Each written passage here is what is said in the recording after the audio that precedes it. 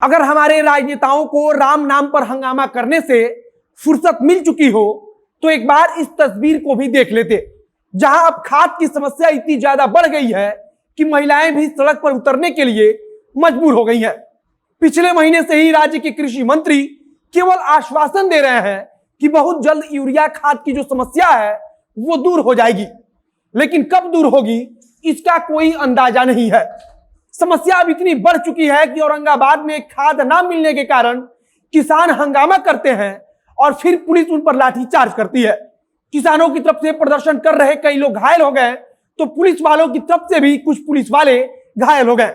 यह सब कुछ अचानक से नहीं हो रहा है, बल्कि पिछले महीने से ही यूरिया की कमी बनी हुई है और कालाबाजारी इतनी बढ़ चुकी है कि कई गुना ज्यादा रेट पर किसानों को यूरिया खरीदना पड़ रहा है। नीतीश कुमार के गृह जिले नालंदा में भी किसानों ने प्रदर्शन को रोकने गए पुलिस वालों पर हमला किया था और यह सब कुछ केवल यूरिया के कारण हो रहा है।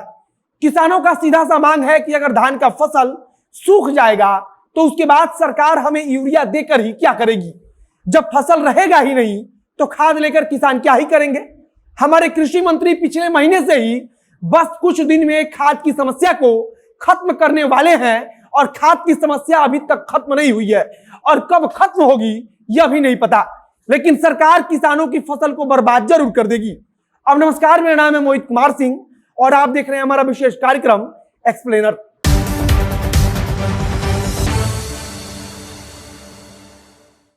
औरंगाबाद की इस तस्वीर को देखिए और समझिए कि खाद की समस्या बिहार के अंदर कितनी ज्यादा बढ़ चुकी है। किसी को इस बात का शौक तो है नहीं कि वह बेकार में किसी बात को लेकर प्रदर्शन करेगा और फिर पुलिस की लाठी खाएगा।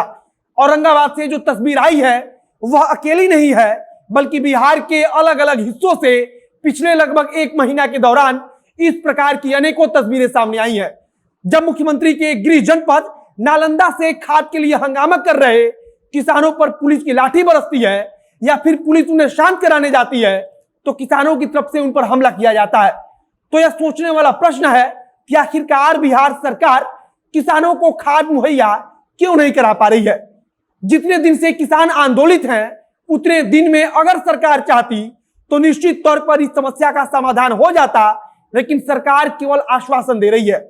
हमें याद है कि प्रधानमंत्री अपने भाषण में कहते हैं कि पहले यूरिया के लिए लाइन लगाना पड़ता था, पहले के जमाने में यूरिया की कालाबाजारी होती थी, लेकिन अब भारतीय जनता पार्टी इस बात का जवाब नहीं देगी कि अब उसकी सरकार है केंद्र में भी और राज्य में भी, उसके बावजूद यूरिया क्यों मुहैया नहीं हो पा रहा है। दूसरे राज्यों के सीमा पर जिनका घर है वह बगल के राज्य से जाकर कई गुना ज्यादा रेट पर यूरिया खरीद रहे हैं। औरंगाबाद में जो लाठीचार्ज हुआ है उसका कारण सिर्फ इतना है कि ट्रैक्टर पर खाद लाद कर कहीं ले जाया जा रहा था, जिसे किसानों ने रोक दिया। किसानों का आरोप था कि अगर खाद यहां मौजूद है उसके बावजूद हमें नहीं दिया जा रहा है और यह कहीं और भेजा जा रहा है तो इसका मतलब यह है कि कालाबाजारी हो रही है। अब कालाबाजारी का विरोध कर रहे किसानों को शांत कराने पुलिस पहुंचती है और फिर वहां पुलिस ने लाठीचार्ज कर दिया, जिसके बाद से किसानों की तरफ से भी पथराव किया गया। अब इस पत्थरबाजी और लाठीचार्ज का कारण सिर्फ और सिर्फ यूरिया खाद है। मुख्यमंत्री के गृह जिले नालंदा में भी इसी यूरिया के न मिलने के कारण किसान सड़क पर प्रदर्शन कर रहे थे और वहां जब पुलिस हंगामा रोकने पहुंची तो एक एसआई को भीड़ की तरफ से लाठी से मार दिया गया।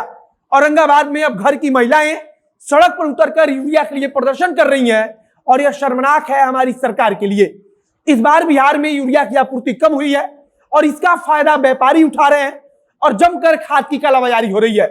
कृषि मंत्री की तरफ से अधिकारियों की 5 टीम गठित की गई है जो इस बात की समीक्षा करेगी कि आखिरकार कैसे कालाबाजारी हो रही है कि इसका पता नहीं लग रहा है। यह टीम इस बात की सूचना सरकार को देगी कि प्रदेश में यूरिया की कमी किस प्रकार से बरकरार है और इसे किस प्रकार से खत्म किया जा सकता है।